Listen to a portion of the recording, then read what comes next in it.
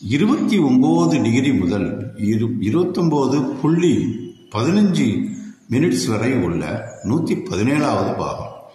இது சுபந்தாம்சம் எனப்படும். இதன் விளக்கம், இது ஒரு இடத்தில் நிலைத்து நிற்பது போன்ற ஒரு அம்சமாகும். 29 டிகிரி 15 முதல் 29 டிகிரி 30 வரை உள்ள 118வது பாகம்.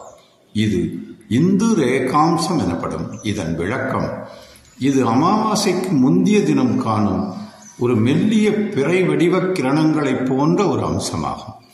அடுத்து 29 டிகிரி 30 முதல் 29 டிகிரி 45 வரை உள்ள 119வது பாகம்.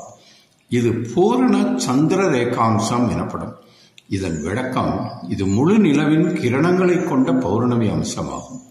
இறுதியாக 29 டிகிரி 45 முதல் 30 டிகிரி வரை உள்ள 120வது பாகம். இது பாவசந்தி அம்சம் எனப்படும்.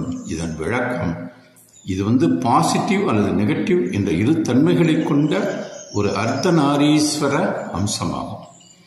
இத்துடன் விம்சத் யுத்தர சதாம்சம் எனப்படும் 30 டிகிரி கொண்ட ஒரு ராசியை 120 பாகங்களாக அல்லது அம்சங்களாக பிரித்து ஒவ்வொரு பாகத்திற்கு பெயரும் விளக்கமும் கொடுத்து அதனை பயன்படுத்தி எளிதில் அல்லது நொடியில் பலன் காணும் கலியுக ஜோதிட பலன் கூறும் முறை இத்துடன் முற்றியது.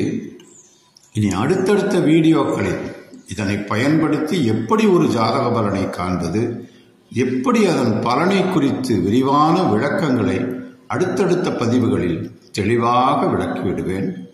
தொடரும்.